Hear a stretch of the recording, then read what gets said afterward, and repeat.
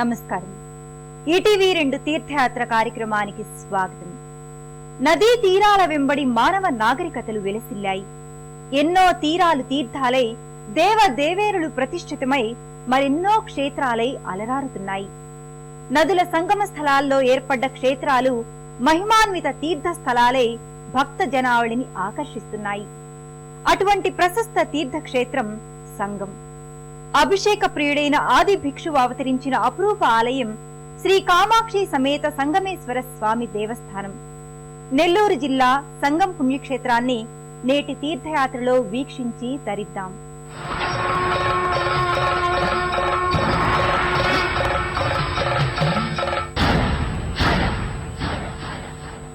పవిత్ర పెన్నా నది ఒడ్డున పరశురాముడు ప్రతిష్ఠించిన పరమశివుడు ఈ సంగమేశ్వరుడు.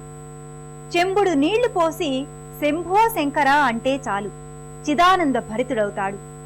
నిత్య అభిషేకం కోసమేనేమో నదీ తీరానే నాగభూషణుడు లింగరూపుడే సాక్షాత్కరిస్తున్నాడు.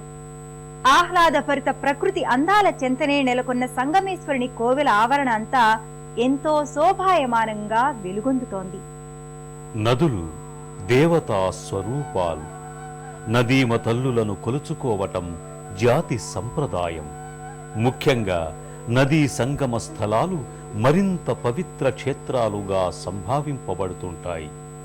అనేక పవిత్ర ఆలయాలు నదీ తటాలలో వెలసినవే.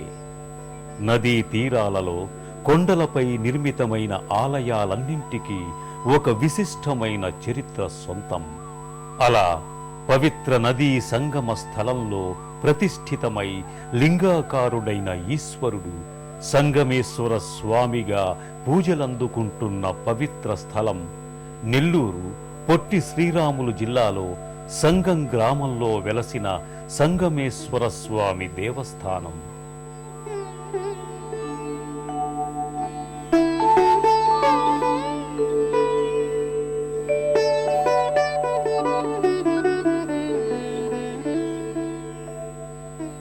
పవిత్ర పెన్నా నదిలో బొగ్గీరు, భృగేరు నదులు కలిసే సంగమ స్థలమే నెల్లూరు జిల్లాలోని సంగం. ఈ గ్రామంలో ఎత్తైన కొండ మీద శ్రీ సంగమేశ్వర స్వామి సుప్రతిష్ఠులై భక్తుల పూజలందుకుంటున్నారు.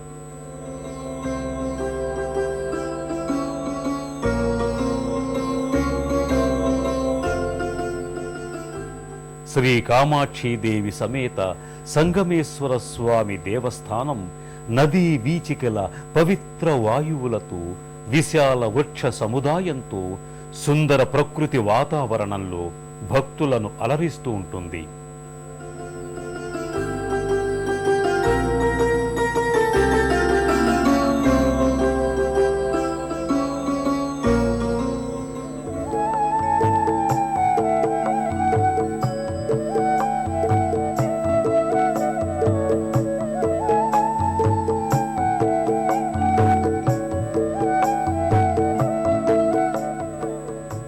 త్రేతాయుగం 24,96,000 సంవత్సరాలనుకునేట్లయితే ఈ ఆలయం అంతటి ప్రాచీన కాలంలో నెలకొల్పబడిందనే భావించాలి. 1183లో తెలుగు చోళరాజులు, దువ్వూరు రెడ్డి రాజులు, విజయనగర రాజులు ఆలయ అభివృద్ధి కావించారని తెలుస్తోంది. నిత్య ధూప దీప నైవేద్యాలను ఏర్పరిచారు. తదనుగుణమైన శాసనం కూడా ఇక్కడ ఉంది.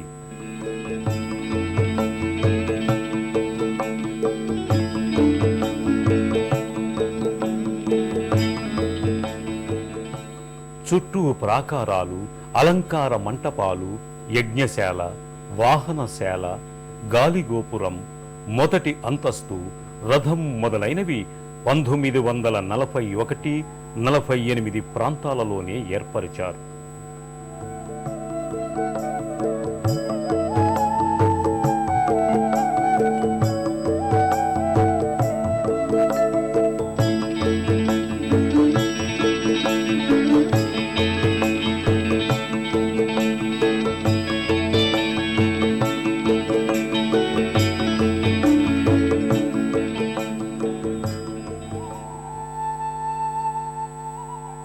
ధవళవర్ణ గోపురాలతో రాతి గోడల నిర్మాణంతో ఆలయం ప్రాచీన వైభవ సంకేతంగా అలరారుతూ ఉంది.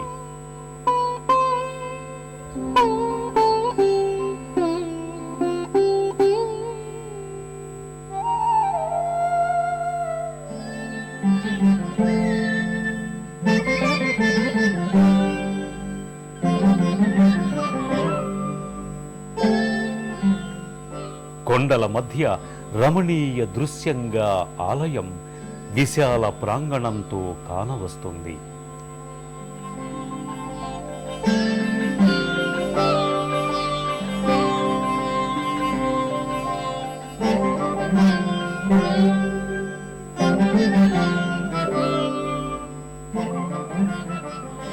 గోపురం దేవతామూర్తులతో, పద్మం, సరస్వతి, నరసింహుడు, నంది మూర్తులతో గోచరిస్తుంది.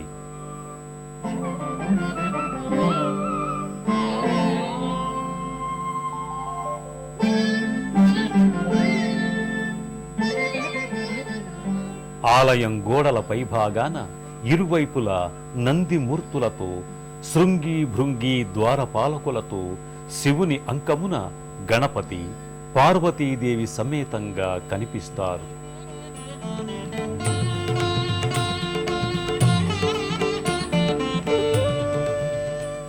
మరోవైపు శివుని మూర్తి అభయ హస్తంతో గంగాధరునిగా దర్శనమిస్తోంది. ఎత్తైన ధ్వజస్తంభం సమీపాన ఎత్తైన నంది విగ్రహ మంటపం, చెంతనే పవిత్ర తులసి భక్తులను ఆకర్షిస్తాయి. నమః శివాయ నమః శివాయ నమః శివాయ గంగాధర హర నమః శివాయ. ఆలయ ప్రాంగణంలోని పద్మం, హంస, యక్షిణి, నంది మూర్తులతో స్తంభాలు ఆలయ శోభను ఇనుమడింపజేస్తుంటాయి. నమః శివాయ గంగాధర